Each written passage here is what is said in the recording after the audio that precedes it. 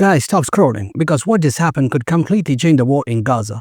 Iran just made a move that's not only bold, it's explosive. And if this actually goes through, the entire Middle East could shift overnight. We're talking about the possibility of a united Muslim world military force against Israel. Yeah, you heard it right. This isn't just statements, this is just protest. This is the kind of move that could change history. And the crazy part, Iran is reaching out to Saudi Arabia and Turkey, nations that don't even like Iran. So why now? Why Gaza? And what does this mean for the future of the conflict? Let's break this down. So here's the deal. Iran's Foreign Minister Abbas Araghchi just called for an emergency meeting of the Organization of Islamic Cooperation, OIC.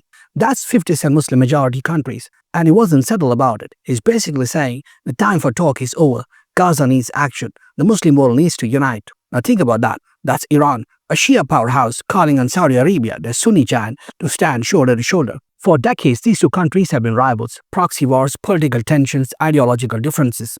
And now, Iran is asking them to lead the Islamic world together against Israel's Gaza offensive. Now, why is Iran pushing this so aggressively? Well, let's talk about Gaza right now. For months, Gaza has been under siege. Thousands killed, many of the women and children, entire neighborhoods flattened, hospitals running out of medicine, families rationing food and water. Every headline, every image, it screams humanitarian disaster. And now, Israel's war cabinet has approved a new military operation in Gaza City. That means more displacement, more bombs, more deaths. So Iran sees this moment as a turning point, not just another tragedy, but the moment to rally the Muslim world into action. Think about that. Iran is framing this as genocide, not politics, not war, genocide.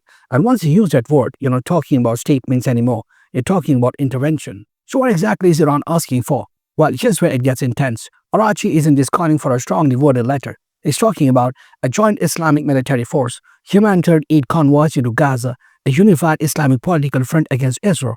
That's not diplomacy. That's a roadmap for escalation. And if the OIC even partially agrees, it could shake the balance of power in the Middle East overnight.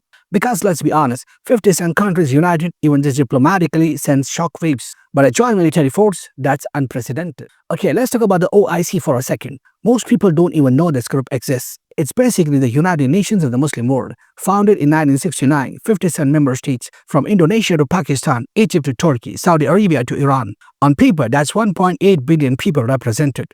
On paper, that's massive power. But here's the catch. Historically, the OIC has struggled to actually do anything. They meet, they condemn, they pass resolutions, and then nothing happens. So why does Iran think this time will be different? Well, two reasons. One, the humanitarian situation in Gaza is worse than ever. Two, public anger in Muslim countries is boiling over. And Iran knows if there's ever a time to push the OIC into action, it's now.